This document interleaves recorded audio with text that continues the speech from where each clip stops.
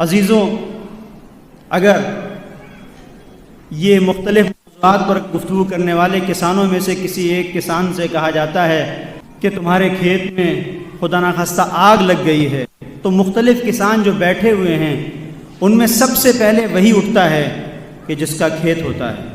آج جو ہم سے یہ کہا جا رہا ہے یا یہ باتیں جو کہی جا رہی ہیں کہ صرف مسلمان کیوں، جس کا کھیت ہوتا ہے اسے کھلتا ہے کہ اس کی فصل برباد ہو رہی ہے۔ ہم نے قربانیاں دی ہیں، ہم نے خون دیا ہے، ہم نے شہادتیں دی ہیں، ہم نے آئین کو محفوظ کیا ہے، تو اگر ہم آگے نہیں بڑھیں گے تو کون بڑھے گا؟ آج وہ لوگ کہ جنہوں نے ملک کو لوٹا ہے اور برباد کیا ہے، وہ ہم پر علامت سوال کھڑا کرتے ہیں کہ تم نے کیا کیا ہے۔ ہندوستان کی تاریخ کو دیکھیں اور مسلمانوں کے کردار کو دیکھیں، اتنا لازوال لافانی کردار ہے۔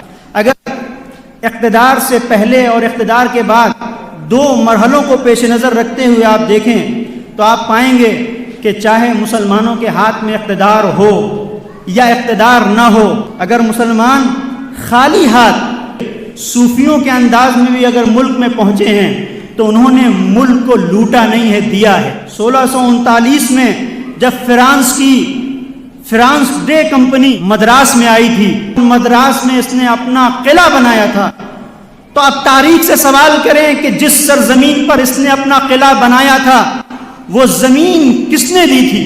فرانس کے استعمار کو زمین حوالے کرنے والے لوگوں میں کسی مسلمان کا نام نہیں ملتا ہے، اور قلعہ بنانے کے بعد استعمار نے اپنے قدم بڑھائے اور بمبئی پر اپنا قبضہ کر لیا، تو 30 سال تک مسلسل یہی قلعہ اڈا بنا رہا استعماری سازشوں کا، جبکہ اس کے مقابلے پر اگر کوئی کھڑا ہوا تو وہ مسلمان تھے۔ جتنا مل کر انگریزوں نے، غیر ملکی باشندوں نے ملک کو لوٹا، اتنا ہی مسلمانوں نے ملک کو دیا۔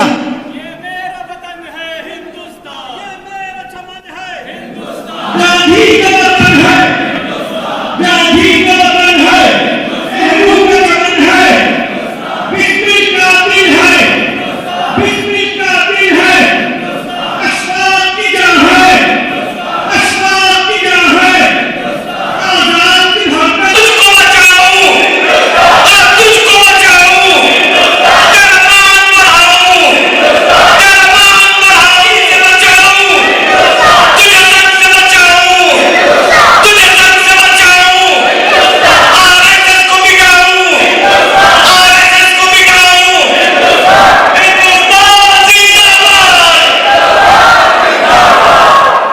یہ نعرے بتا رہے ہیں کہ ہمارا ہندوستان سے تعلق قلبی ہے، دلی ہے۔ 1765 سے لے کر 1938 تک 45 ٹریلین ڈالر کو ہندوستان سے برطانیہ منتقل کیا گیا، لوٹا گیا، ہندوستان کے مال کو لوٹا گیا، ہندوستان کی ثروت کو لوٹا گیا۔ یہ معمولی رقم نہیں ہے۔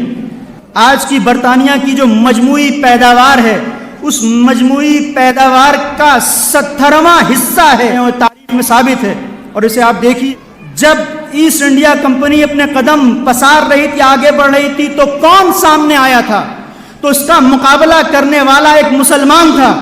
جب 1757 میں ابھی یہ اپنے قدم ہندوستان میں جمانا چاہتی تھی تو نواب سراج الدولہ نامی شخصیت اٹھ کر سامنے آئی تھی اور اس نے بتایا تھا کہ نہ ہم ہندوستان کو لوٹنے آئے ہیں، نہ کسی اور کو لوٹنے دیں گے، ہم ہندوستان کو آباد کرنے کے لیے آئے ہیں، اور ہمارا دین یہ کہتا ہے کہ جس وطن میں تم رہتے ہو، جس وطن کا تم نمک کھاتے ہو، اس کے ساتھ نمک حرامی نہیں کی جا سکتی، لہذا ہم ان قدموں کو روک دیں گے جو اس ملک کو لوٹنے کے در۔ اس وقت انگریزوں نے یہ کہا کہ ہم ہندوستان کو جیتنے میں کامیاب ہو سکتے ہیں۔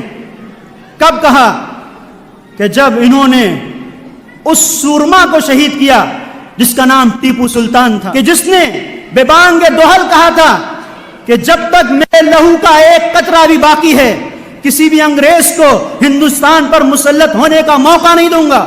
اور اس کا کہنا تھا، اس کا نعرہ تھا کہ گیدڑ کی 100 سال کی زندگی شیر کی ایک دن کی زندگی اس پر برتر ہے کہ گیدڑ کی زندگی 100 سال کی جی جائے۔ یہ کہاں سے کہہ رہا تھا ٹیپو سلطان؟ یہ وہی آواز تھی جو کربلا کے ریگزاروں سے بلند ہو رہی تھی، جہاں پہ آواز آ رہی تھی الا ان الدئی وابن الدئی قد رکضنی بین اثنتین بین السلۃ والذلہ ہیہات من الذلہ.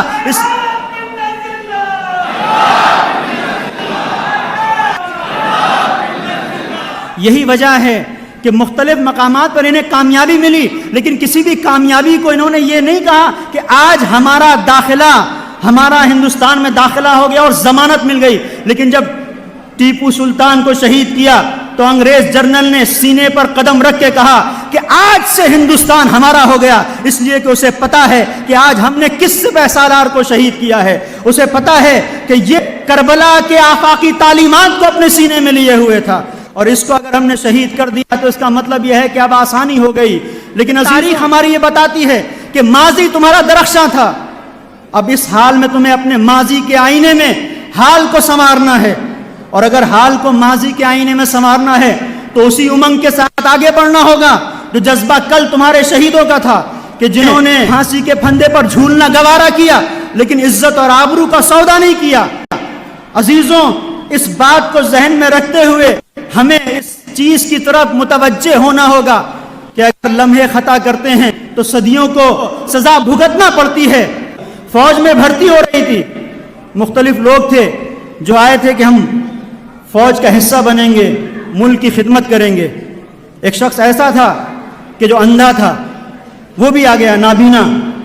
فوج کے کمانڈر نے اسے دیکھا، اس کی آنکھوں کو ٹٹولا اور کہا کہ یہ تو ان میں نور نہیں پایا جاتا، اندھے ہو تم، نابینا ہو، پھر کیوں آئے ہو؟ تو اس نے کہا نابینا ہوں اسی لیے آیا ہوں تاکہ اندھا دھند فائرنگ کر سکوں.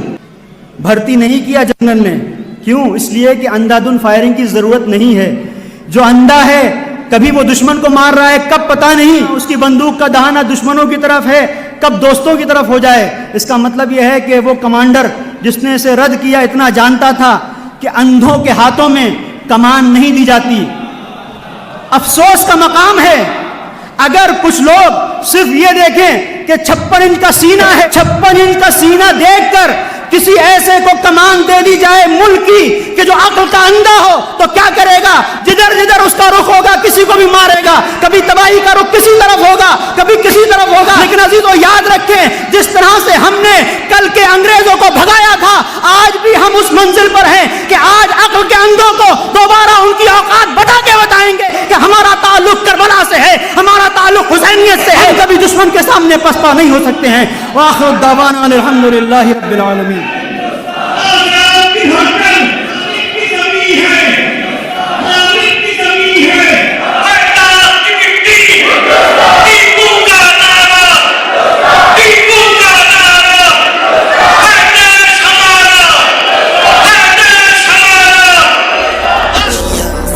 شیعہ آف انڈیا، بہتر کل کی کوشش.